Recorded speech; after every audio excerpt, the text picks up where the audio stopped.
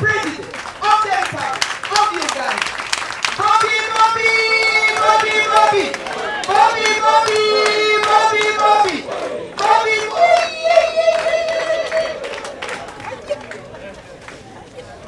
Thank you very much, Madam Deputy. Thank you very much. People power! Our power! Our power! People power! People power! Our power! Our power! People power! NUP! Everywhere! Everywhere! NUP! Adui nani? Adui nani? Adui nani?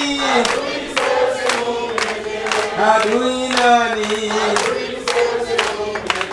Tusonge mbele, tusonge mbele. People power, our power, NUP, everywhere. Thank you very much, comrades. Please take your seats. Thank you very much, Madam Deputy, for the kind introduction. Many times when you introduce me to come and speak, I look behind me because many times when you talk about me, I feel like the person you're talking about is much greater than myself. Thank you very much. We don't take that kindness for granted. Comrades, as we meet today, allow me to once again communicate the sad news of the sudden passing of the father to our noble comrade, the Honorable Isamba Oshabe Patrick. His father passed away last night and will be laying him to rest on Sunday in Kasanda. Please, on behalf of the National Unity Platform and all his friends, receive our condolences. I also want to add my voice in appreciating many of you that showed up to commiserate with our Deputy President when she lost her son recently. We continue to stand with you, Mama, and thank you for being a symbol of strength. You are the one who lost a son, but you're the one comforting us to the present day. Thank you very much for being who you are. As we are here today at the ceremonial grounds in Kololo, General Museveni and his bootlickers are spending yet again billions of taxpayers' money, thanking himself for having spent almost 40 years in power, congratulating him for having successfully subjugated the people of Uganda, forgetting that there is yet another unstoppable generation which will represent. So yes, while they eat and make merry, courtesy of our taxpayers' money, we are busy trying to encourage the masses not to give up. I also want to salute some of the comrades. Njagala musako mwina naddala abo abatakyafugika nga mwe muli ne swapura ow'omukisa ennaku zino takyafugika newe weesigalireeyo mama. Congratulations and happy belated birthday, Comrade Swabra. Friends, it has been a long time since we interacted, since we had a chat, and between then and now, so much has been happening in our country that warrants your attention, our attention. I'll speak about the worsening human rights situation in Uganda. About 3 weeks ago, our comrade, Makere Ronald, went missing. And a week later, when he showed up, he reported to us about his gross torture. This young man went missing for a week, and when he resurfaced, he had all these wounds of torture. He told us that he had been detained, but terrible, much more terrible than that, this young man was raped in custody. He was sodomized by soldiers in CMI. Yes, that's what happens. Ono mvubuka bamuwamba n'amala wiiki namba nga talabika. Ne bwe yalabikako nga bamutokyalinze bamutulugunyiza nga bamulidde n'ebisiyaga ku CMI ate nga si yasoose ne bwe weddirayo. It is shameful, it is painful, but we have to talk about these things because this is a reality. This is a reality. Our comrade Makere Kavule is one of the many political prisoners that were arrested in 2021. 4 of them, including him, were released by the court-martial on bail, but many of them remain. There were 32 altogether, including Olivia Rutaya, who is still in prison. So my case of sodomy is not new. We have shown you young boys that have been sexually assaulted by soldiers in Ugandan military uniform in CMI. He recorded the same statement at the police, escorted by our lawyers. But we still know that nothing is going to be done because this regime has weaponized sexual assault, it has weaponized sodomy, it has weaponized rape against women and men as a way of torture against members of the opposition. This week, former RCC Ewan Anderson Burola was detained. Apparently, he was harassing or annoying Madame Anita Mongo. Interestingly, a few months ago, the same Burola was on the media all over, mocking the victims of torture. Those victims, Burola was on TV and radio, constantly mocking them and saying they are faking their stories to get asylum. Today, Burola is in prison on the same trumped-up charges. Of course, we criticize that lawlessness, and yes, we call for his freedom. And we hope that the plight of Burola communicates to those people in the regime, the NRM members, even to us here, that in a sinking boat called Uganda, nobody is safe. Nobody is safe. Burola abadde RCC amaze banga dene ng'ajerega ng'asekerera era ng'akiina bannaffe ababa bawambiddwa ne batuusibwako ebikolobero ebifaanana bwe bityo, naye ne Burola bamukutte mbu abuza Madame Anita Mongo emirembe, kubanga Burola amaze ebbanga ng'ayogerera Anita Mongo ku bubbi Anita Mongo bwakulembedde mu Parliament. Kati Burola ali mu kkomera.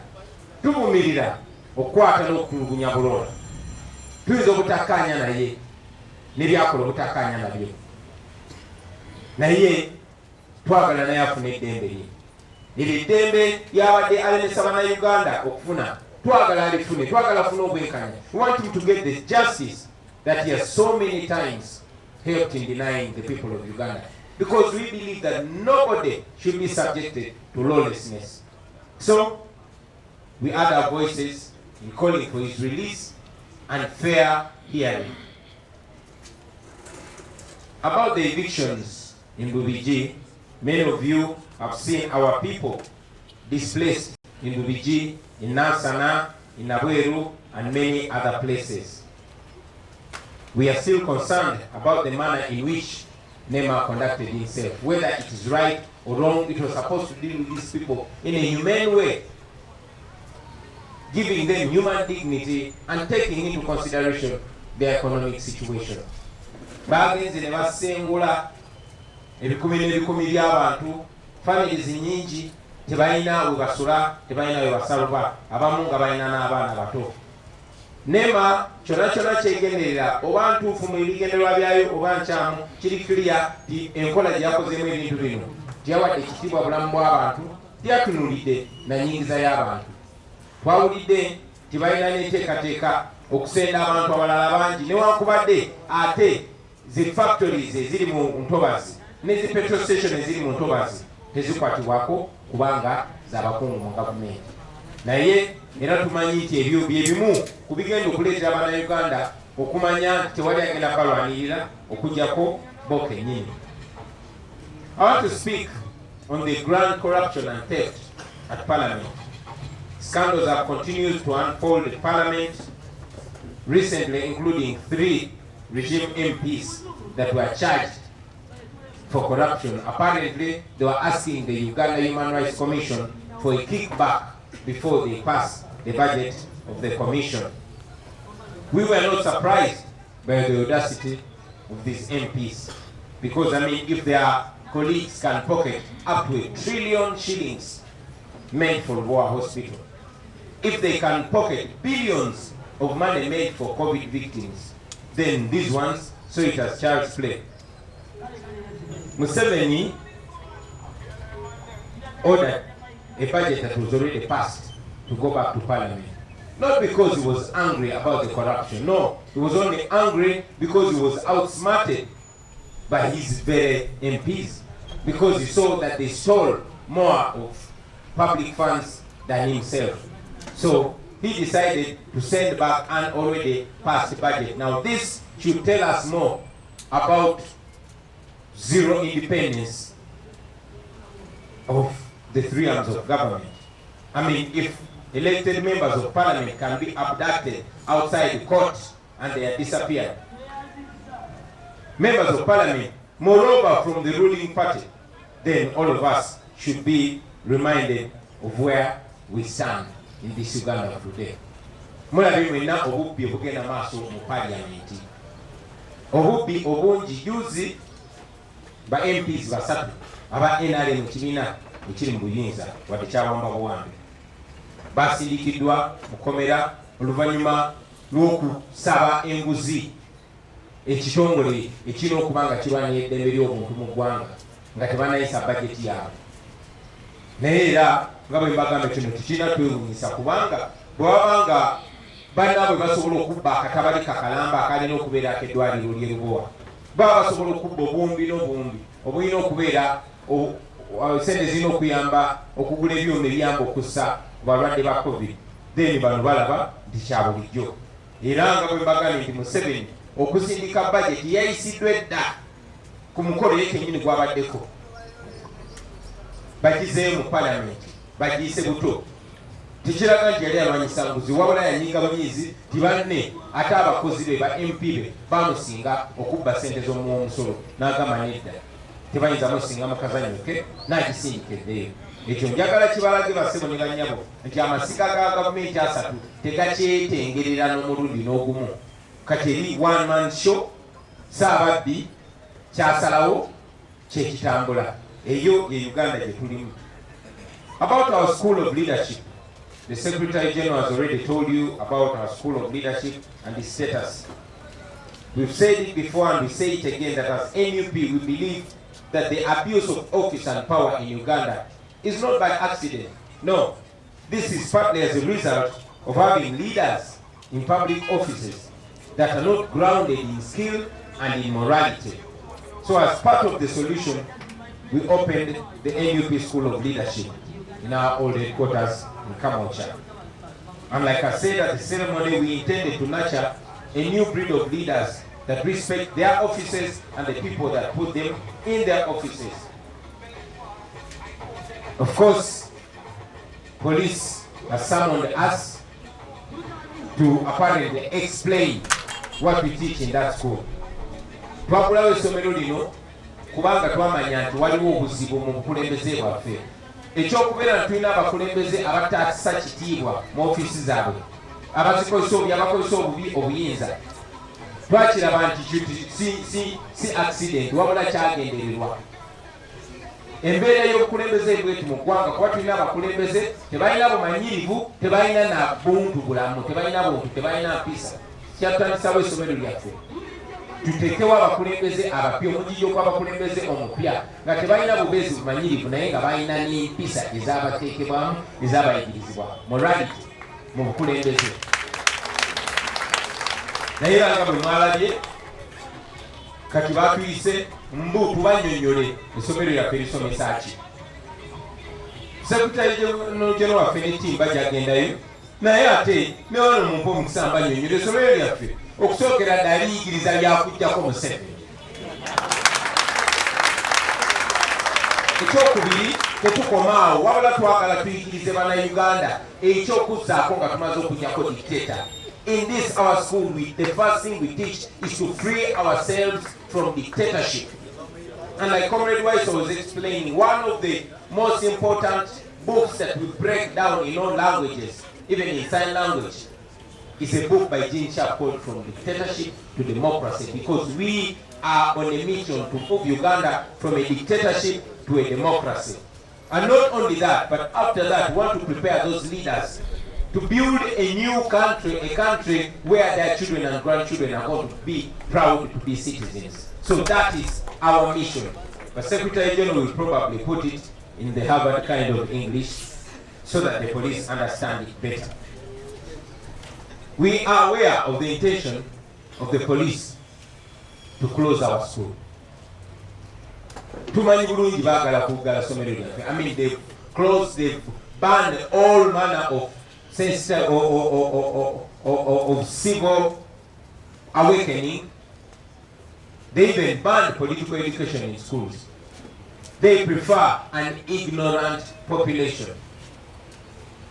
So we know that they want to stop us. Of course they cannot,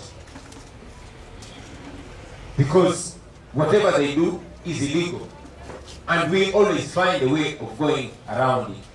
So it was important for me to inform you about this. And at the end of the presser, Secretary General and our team will go and meet them face to face and repeat this that we have said. Mission yaffe yakujjako Museveni kununula abantu baffe nga mwemuli n'abapolisi nabo twagala okubanunula. About the situation in Kenya, many friends have been asking, what are your thoughts about what is going on in Kenya? Now, across our border, the young men and women in Kenya have, as we have seen, captured our imagination and the imagination of the continent and the world by standing up strongly, peaceful and unarmed to resist a bill that would put another financial burden on their shoulders. United by a common desire for a future that works for them, Kenya's young generation, the Gen Z, marched with determination to Parliament and then into Parliament, as you saw them. They were able to voice their disapproval, and after a short while, the government in Kenya withdrew that bill. That was a win for people power. That was a win for the young people in Kenya, and indeed it should be a win for the continent. We want to pay tribute to the young lives that were lost. We salute them, but we want to assure them that that was not in vain. They stood up and they were seen. And I hope it speaks to all of us that if you don't speak out, nobody is going to hear you. If you don't stand up, nobody is going to see you. So we salute you, the young people of Kenya, for standing up and for speaking up. Mbere badde Kenya mbadde mugiwulira, mbadde mugiraba bangi ku bannaffe nga batugamba bannange ekiri Kenya kituuka ddi wano. Ekyo nange kyembabuuza, mukola ddi eky'e Kenya bantu mmwe? Abavubuka ab'e Kenya nga tebeeyawuddeemu, nga bali tribeless, bali religionless, bali partyless. Sigamba nti eno kabila eno beeno, sigamba nti kino kibiina kino oba kino, sigamba nti eno ddiini eno beeno. Naye baasukiramu ne bagamba ekimala kimala, ne balwanirira embeera yaabwe, ne bayimirira wamu, ne bawangula. Ekyo nsaba kitujjukize ffenna nti bw'oba toyogedde teri agenda kuwulira, bw'oba toyimiridde teri agenda kulaba. Muzze mbiraba, ab'e Kenya balina ensonga ntono nnyo okuyimirira okusinziira ku zaffe. Abasawo bavaayo ne bayimirira bokka, newankubadde embeera y'abasawo bw'ebeera embi, embeera ya buli munnansi ebeera mbi. Abasuubuzi bwe bavaayo bayimirira bokka, newankubadde embeera y'abasuubuzi bw'ebeera mbi, embeera ya buli munnansi ebeera mbi. Bawamba abantu baffe, abamu ne bavaayo ne bayimirira, abalala ne basigalayo. Naye ate batandika okuwamba abantu, bajja kuwamba buli omu. Nabagambye nti RCC eyasinga okwolereza ekiwamba abantu, naye bawambye muwambe. So njagala okubajjukiza bannayuganda bannange, tewali agenda kikola, tewali politician agenda kuvaayo bataasa okujjako mmwe kennyini. Tewali munaddiini agenda kuvaayo bataasa oba mukulembeze kanono oba muntu yenna agenda kuvaayo bataasa okujjako mmwe kennyini. So mwe abavubuka ab'e Uganda, eno ensi yammwe, mulina okuyimiriranga mwenamu abakulembeze. Obukulembeze kitegeeza kukulembera, okulembedde abantu naye obatwala wa? Gy'obatwala gy'oyagala okugenda, gy'obatwala weesiimisa. Nze nga kibagamba nti bwe mutakulembere bantu bajja kwekulembera, ate baneekulembera bayinza n'obbagala n'obbagoberera. So mukisobola, ab'e Kenya kye bakoze mukisobola. Kasita mussa kimu, kasita mumanya nti tewali muwendo gwa ssente gwe bagenda kuwa amalwaliro gatereere, tewali muwendo gwa ssente gwe bagenda kuwa amasomero gatereere, wabula singa ffenna tuyimirira wamu ne bitereera kijja kuyamba ffenna. Eyo engeri yokka ekyusa embeera, kuyimirirawo, kwekalakaasa. Ekigambo kwekalakaasa bazze bakibagamba bagezako kibajjamu, mwekalakaase. Bwe muliba temwekyanze tewali kye bagenda baweerera ku source. So you must rise up and stand. Temukkiriza nga muntu yenna bawula mawanga. Kuba embeera eyo buli weetuuka, Museveni abadde nga nnyo smart ng'ajjayo kaadi ya tribe. Gagamba guli wa kabira eno naawe oli wa kabira eno. Ate nammwe nga babawula bwe batyo. Ng'ajjayo kaadi y'eddiini. Bwe kigaana ng'afuna abamu ku mmwe ng'abagula.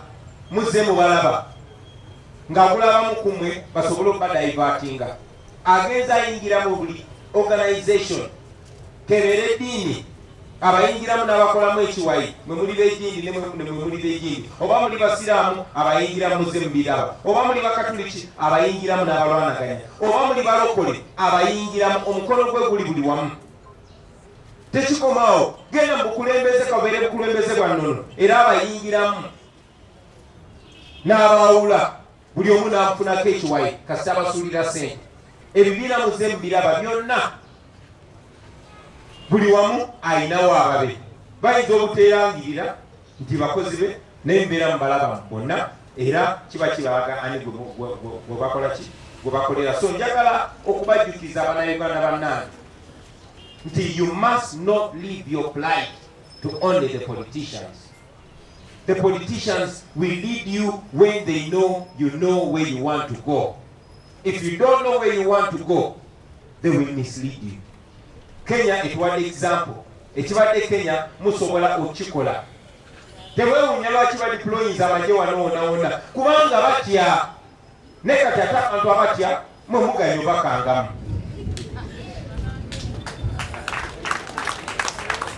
So nziramu okubajjukiza nti kisobokera ddala. Tebutulinda. Nedda.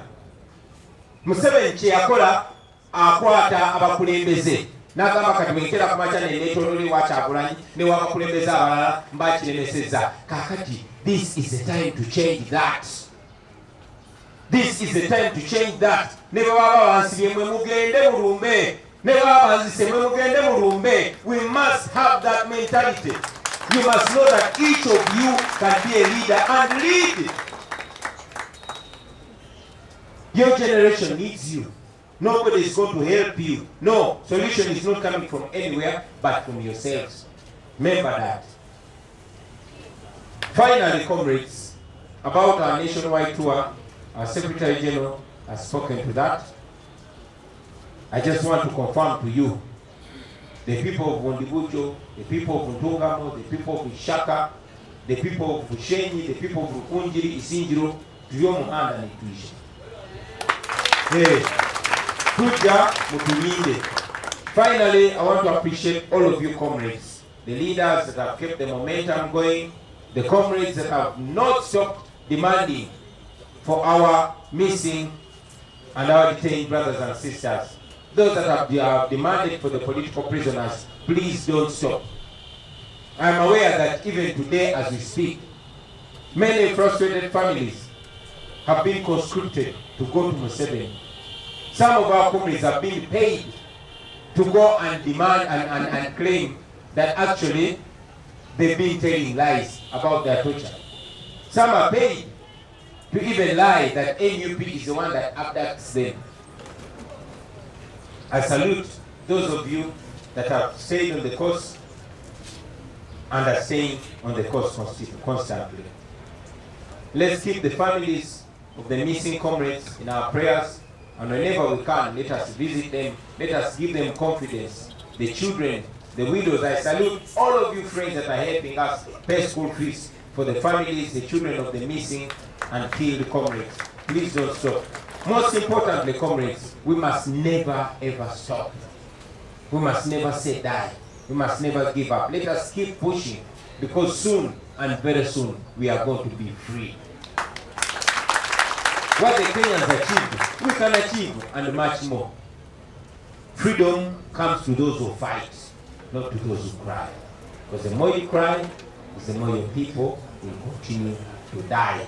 But if you stand firm, if you rise and demand for your rights, you will get your rights. And forever you will be free, and your children and your children's children will be free. Njagala bebaza abasebe ne banyabo mwenna abayimiriddewo abalemedde ku mulamwa abaagala okutunda emyoyo gyammwe abasigadde nga mudimandinga nga mubanja baganda baffe be baasiba abaagala okwetunda abakulembeze bannaffe abaagala okuva ku mulamwa abaagala okukyusa ebigambo byammwe mmwe abalaba nti struggle yaffe nkulu okusinga ssente abamanyi nti eddembe ly'abannayuganda kkulu okusinga obbagulirira mwebale nnyo mwebale edda temulekeraawo gye twabalanga okujja ku national tour tugenda batuukako musigale nga muli strong musigale nga mulemerako bano abantu betulwana nabo batiitiizi nnyo era mubanga etali yawala bagenda twegatako mwebale nnyo okumpuliriza mwebale eddala fogot Kona mama kona mame kidongo abali bagala Uganda okujetiza bagirekere Kyagulanyi gisobola kona mama kona mame kidongo abali bagala okubediza bagirekere NUP gisobola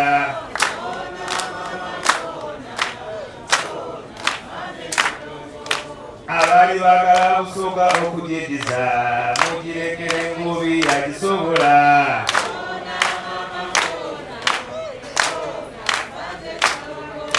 abali bagala masaka okumwediza mumuleke yamusobola